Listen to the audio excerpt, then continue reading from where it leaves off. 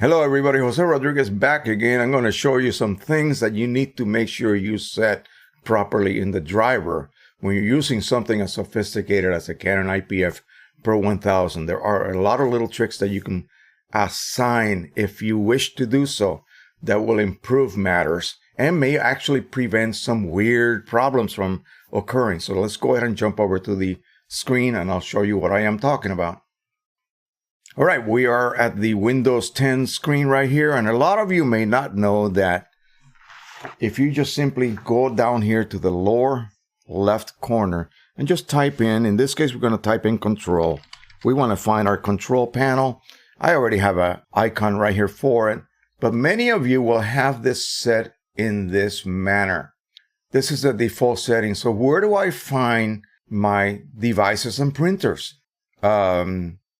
I have no clue where it might be. So what I do most of the time is I either set large icons or small icons. In this case, this is what I use. It takes a little bit less room for me here on my very small 24-inch screen. A lot of you guys have humongous screens nowadays. So we'll go ahead and go to devices and printers. Activate that. We're going to open it up big. You see all my printers, some of them are not even turned on right now. We're going to right-click on the Pro-1000. Remember, you have to arrive at this window. This is devices and printers. Locate your printer, in this case, the Pro-1000. Right-click and printing preferences. At this point, now we can just go ahead and close the control panel. As we discussed numerous times, and this is something that everybody needs to just memorize so that it becomes second nature. If you're printing, letting the driver control color, you click on this color intensity manual adjustment box. This will open up. Click on matching. And if you are going to print through your driver with a Canon paper, that only works with Canon paper, such as Photo Paper Pro Luster in this case, or any of the other papers available in the drop-down menu, you must choose ICM. So matching ICM, and what that will do is allow the auto setting here to match that paper to the correct ICC profile for that paper. Okay, so basically you're printing automatically through a color managed workflow by using the driver. Choose your rendering intent. For imaging, we use perceptual or relative colorimetric. I like to use relative. That is my default. Hit apply and you're good to go. Now, here is something that a lot of people make a mistake and kind of regret it at the end. And it sort of creates a weird magenta cast on your prints, especially on a Mac driver. Yes, I'm sorry, Mac users, but this happens all the time with people trying to print on a Canon printer using a Mac computer. And of course, the Mac driver for that particular Canon printer will do this weird color cast. We don't want that color cast. We want neutrality. Never, ever click on this preview before printing. Guys, do not do that. Leave that blank, okay? I just solved the problem for someone by telling them to undo that, and that solved the problem. No more magenta cast. All right, don't ask me why it occurs. It should not occur. It should never be the case, but indeed it seems to be. Now, I don't know about printing on a Windows machine, whether that would occur. Maybe I will try it someday, but at this point, I am enjoying my very neutral prints, so I don't even want to mess with it. The term, if it's not broken, don't mess with it, right? Or if it ain't broke, don't fix it, I think is the correct term. Yeah, that applies perfectly. Let's go over to the main tab. So here, basically, it just kind of repeats the other settings. So you have highest quality, Photo Paper Pro Luster. We can click here and let's just see what that provides us. Drying time, isn't that amazing? You can actually add drying time. So if you have a type of paper that may be a bit more absorbent, let's just say, then you might want to allow it to sit and not be ejected out of the printer until it has reached a certain number of minutes drying time. This is where you fix your print head height. If you have a thicker paper and you neglected to feed it through the manual feeder in the back of the printer so that it passes through a straighter feed path. In other words, it doesn't have to bend as it would if you feed it from the top feeder or what they call the rear feeder. Very confusing, by the way. choose avoid paper abrasion. That will increase the gap between the printhead and the paper. You're less likely to introduce what we call head strikes. Basically, the bottom of the printhead, the nozzle plate itself, literally touches the paper surface and it will just leave gunk and marks and things that are not at all connected to the image, okay? It'll just be a lot of smudges. So you want to activate that if you are indeed experiencing any of these problems. Paper vacuums. The printer offers assisted vacuum advance for paper, and what that does, it sort of keeps the paper flatter than it normally would have. It's not a super powerful vacuum, so do not expect a curly, heavy paper to be, immediately sucked flat. No, it will not happen. It's not that high end of a printer for it to be able to do that. So this is just assisted. So I usually leave mine on. Yeah, it adds a little bit of noise as it's printing, but that's something you can live with. And it will ensure that most papers, that is, most flexible papers will be kept nice and flat. Now, you can always end up getting a head strike, especially on the leading edge. In other words, that corner of the paper where the printhead first enters. If it's raised up even the slightest amount, it will hit the printhead. This happens on any printer, okay? Not just the Canon Pro-1000 or any other Canon printer for that matter. All brands will have that at some point in time. They will suffer from head strike. Your prints will suffer from head strikes due to a corner of that leading edge raising up a little tiny bit. Once the paper begins to feed and that front edge passes through the platen, then that problem is gone. It only occurs at the very beginning and also sometimes at the very end of a print job. That's why it is recommended that you just simply never choose borderless, because you're trying to then print edge to edge. You're trying to print over every square inch of that paper. No, we don't want that. I like to add a border so that front edge is already under the platen before the printhead begins to print. There's nothing sticking up, okay? Nothing. I never get a head strike. Never, ever, because I always add a border. All right, so that's that part. We're going to go ahead and get out of there. Calibration value, printer default. So what is this? So printer default means that the printer will just print out of the box at whatever calibration setting it is set at. Now, if you do the internal calibration, and for instance, you use ProLuster paper to do that, then you can actually tell it to use that value. In other words, it's going to apply that internal calibration. And I've done that, so I'll go ahead and choose that in this case. So now the printer is going to use the results of that internal calibration to apply a slight correction. Maybe the printer was not outputting as perfectly as the factory theoretical condition stated. So now it is, because I did that internal calibration. But I can just tell it to ignore that or tell it to use that value. And so you have to choose that if you want to use that internal calibration. Why did you do it? Of course you want to use it. So again, we said manual, print quality, highest, and we're using color intensity adjustment. We're not setting it to auto. You could set it right here to auto if you want to. You don't have to go through that whole rigmarole. If you want to print a color image, not a black and white image, not something that you already converted, but a color image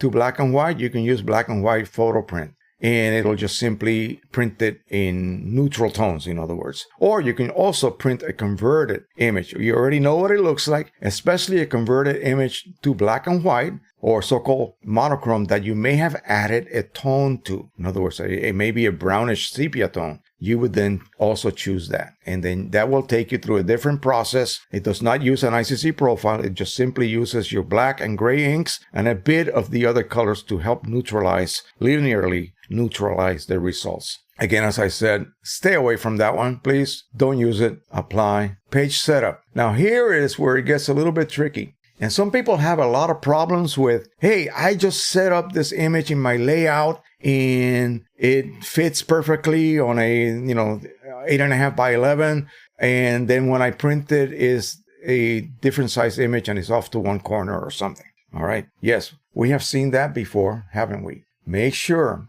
see that right here, same as paper size. Printer paper size, same as paper size. And then this is the page size. Page size has nothing to do with paper size, folks, okay? Let me say that again. Page size has nothing to do with printer paper size. So basically page size, it just means the size of your layout that you create in something like Photoshop. Doesn't have any relationship to what size paper you printed on. So keep that in mind. Here you can rotate 180 degrees. You can go to landscape. You can do all sorts of orientation settings here. You can choose, even though you can do it here as well, you can choose borderless here if you wish. Normal size would mean as you see it. Borderless would mean exactly what it says. You have selected borderless printing. The document to be printed is enlarged so that it slightly extends off the paper. Print quality may deteriorate. People never get that far in this warning when they read it. Print quality may deteriorate. Why would you ever want that? Or take a chance. You're spinning a roulette wheel, taking a chance. Yes, it may be okay, but it may not. You may have some scuff marks on the leading and trailing edge. The paper may actually even shift angle because it has nothing holding it down. Remember, it has to print from the front edge, side edges, and all the way to the trailing edge. At that point, there's nothing holding down the paper, okay? It could indeed shift. Or the sheet may be stained at the top and bottom, depending on the type of media used. When he says top and bottom, that means leading and trailing edges. So, consider that. If you really have to have borderless, go ahead and print it the size you want it to be onto a larger piece of paper, center it, and then trim the edges off. That's what I would do. And that would ensure that I get a perfect print without any kind of damage or any kind of artifacts due to that borderless printing procedure. And mechanically, the way the printer handles it, it just cannot guarantee a perfect result every time. Absolutely not. All right, here you control, for those of you who still insist on printing borderless, the amount of expansion. In other words, the image expansion has to take place because you might end up with a sliver of a white border on one of the edges, because paper positioning is always going to be slightly different. Every time you load a sheet of paper, it's never going to be placed in the exact, by the last micron of accuracy position. It's not going to happen.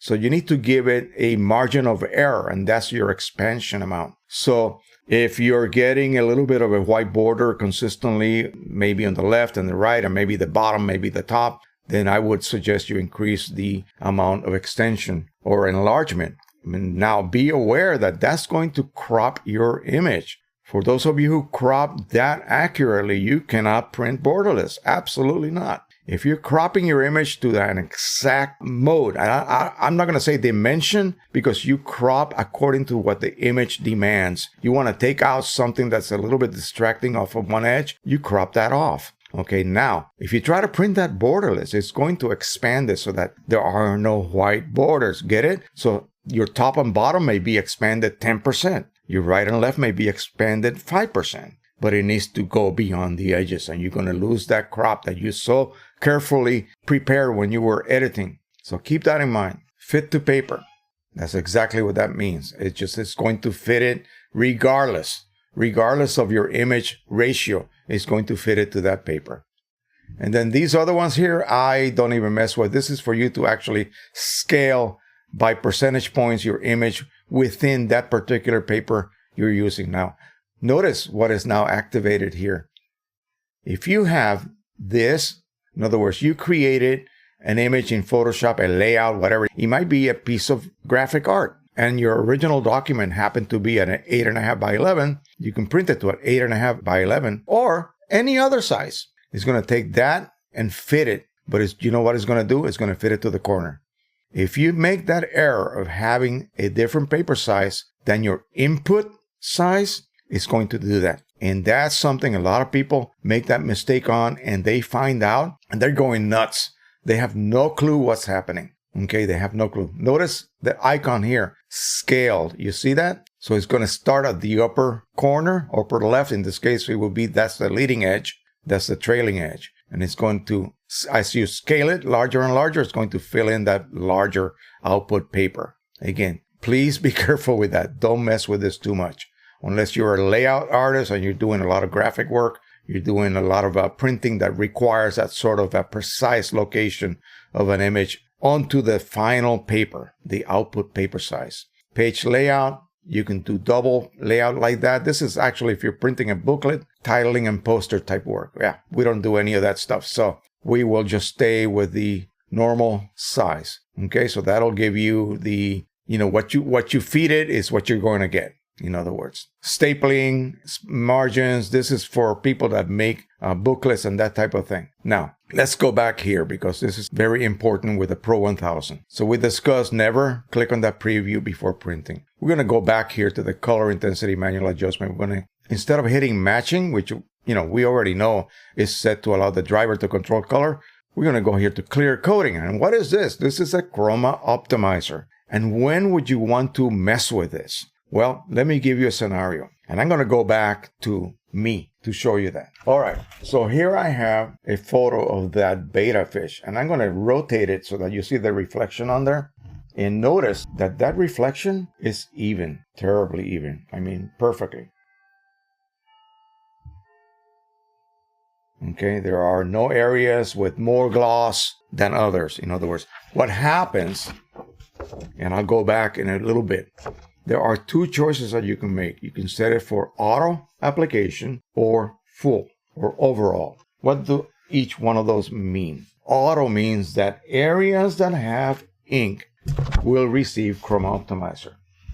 So if there was any areas here that were pure, in other words, pure white, just a paper base, no ink was applied, those areas would not receive any Chroma Optimizer. Neither would the border. The border did not receive ink, so it would not receive Chroma Optimizer. There would be a difference in gloss. This would look like the image itself was 5 times glossier than the paper, because ProLuster is not really that glossy. So when you apply Chroma Optimizer and you apply it locally as the auto setting will force the driver to do, it depends on the density of ink that parts of the image contain. That will then tell the driver to apply more or less Chroma Optimizer. You'll get this very, very distracting gloss differential going on. Okay, they don't tell you that.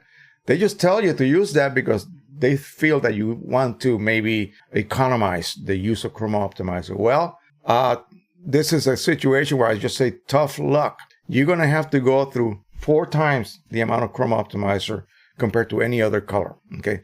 And the reason I say that is because I want you guys to use full application so you get a very even, homogeneous look to your images. Or people are going to say, oh, that kind of looks inkjet printed. Yeah, they will say that because different inks, okay, in this case, a lot of black was used.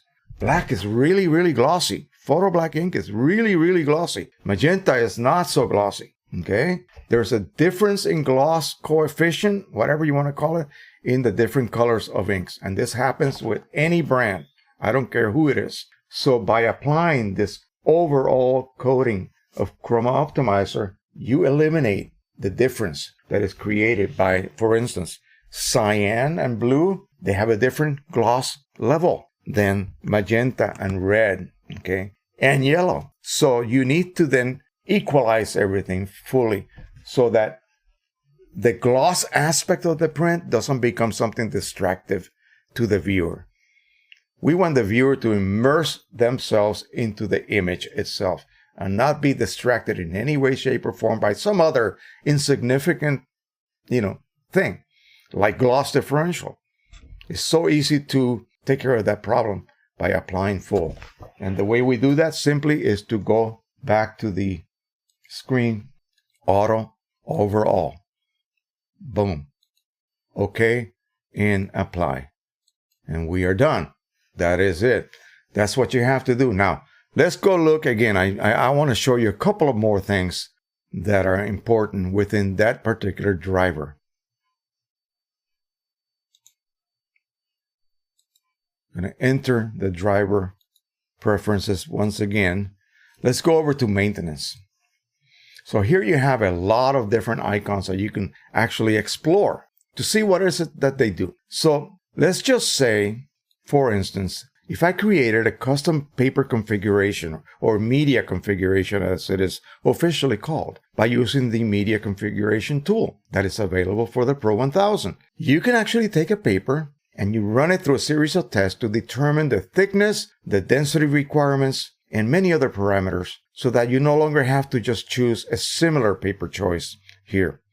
So in other words, if I was using another brand paper and it just happens to have a luster surface, I don't have to use Photo Paper Pro Luster anymore. I create a custom profile. And once you save those, they are available down here, as you can see. Once you create a custom configuration for media, then you can just save it so that you no longer have to use the recommended media choice. Like in this case, Pro Luster, it may be another paper from another manufacturer that just happens to have a lustrous type surface. Well, once you create a custom media configuration, you can save it here. And I've done that with several papers.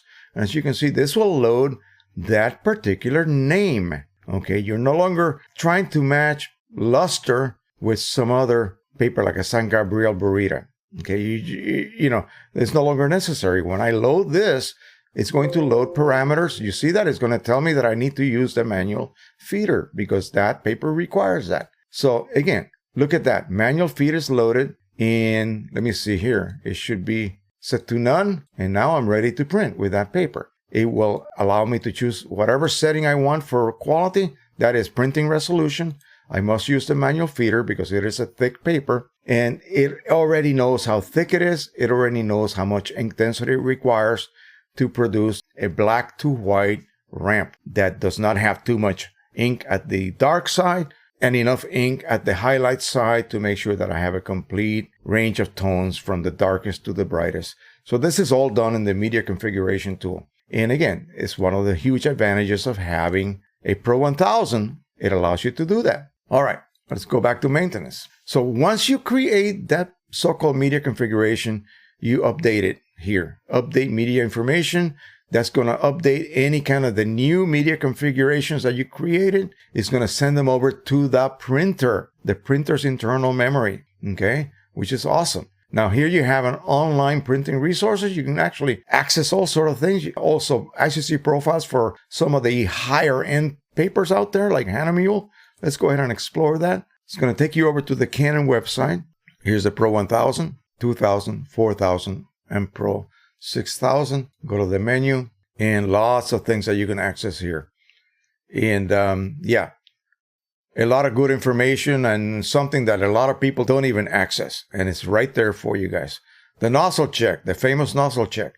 You can print a check pattern. It is different than the normal Canon nozzle check. It's actually more exact and allows you to determine whether you have a problem or not a lot easier. Now, cleaning cycles that you perform manually. If you happen to have a problem with, for instance, yellow, then do not do all colors. Click on group 3, which contains blue, yellow, magenta, and photo cyan. Don't waste those other colors. This will isolate the purge unit to only affect these 4 colors.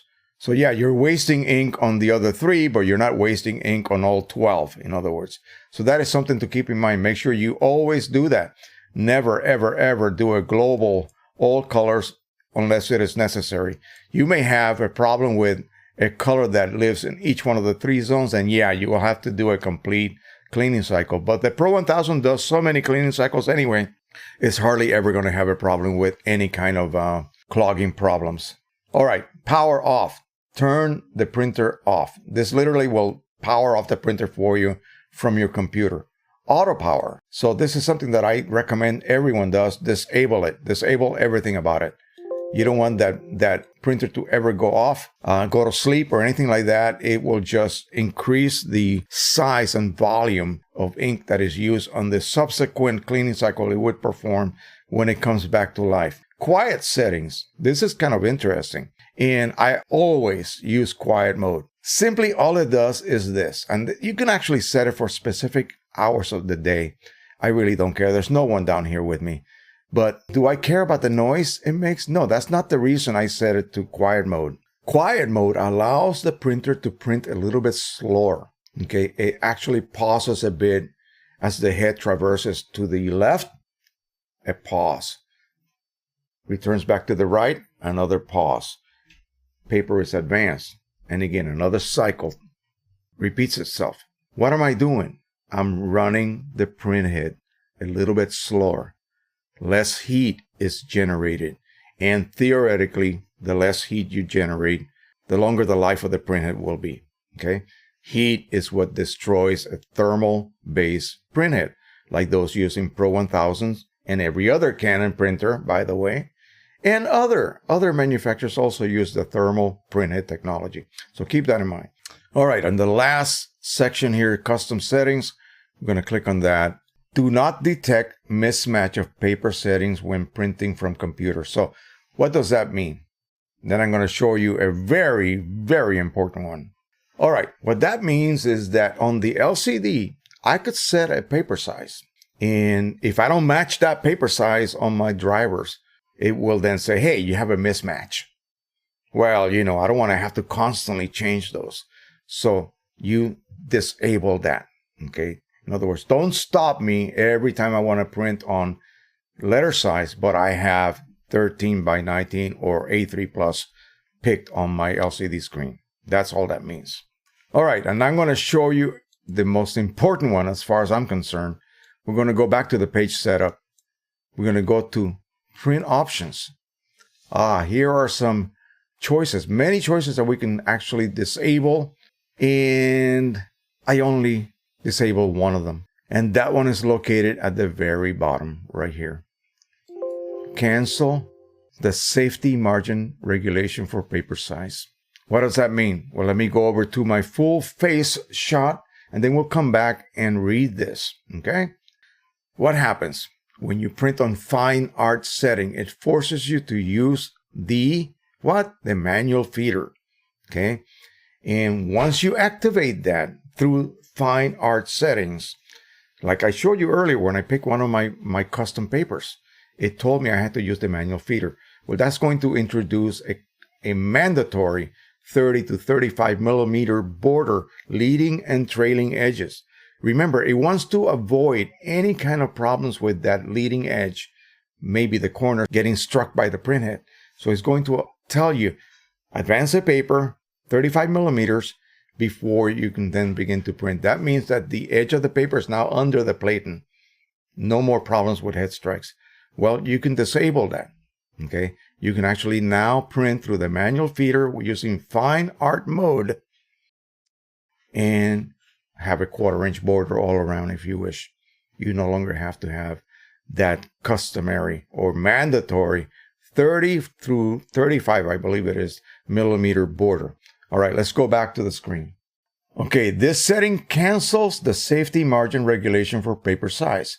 When you cancel the regulation and print with matte photo paper or Photo Paper Pro Premium Matte, you can print with all paper sizes. You will also be able to print with a wider print area and use the borderless printing setting, I think is what they meant. This has been translated, you know, folks. However, depending on the environment, when you print with paper size that does not have wide margins, conditions such as paper abrasion may cause paper stains or deterioration of the print quality. Printing with a paper size that has wide margins is recommended. So that's basically what I said earlier. A border will save the paper from being struck by the printhead because it's trying to print at the very, very edge. So yeah, you're still taking a chance, of course. Of course, you are actually disabling that, and the paper will not have advanced enough forward to be under the platen. Okay, the platen is that metal strip that runs from right to left when you look internally into your printer. Okay, that's what actually holds the paper down. So once you get past those little rollers, you're good to go. No more head strikes. But if you try to print prior to that, yeah, the paper could be curled slightly. That is what is preventing you from doing. And so do you want that or not? Well, I do want that in most cases, but sometimes I just don't want that huge wide border. So I will go ahead and disable that particular setting. That is it for now. I hope you guys understood that there are a lot of hidden settings within that driver. I didn't even do all of them yet. There's a lot more that I could cover.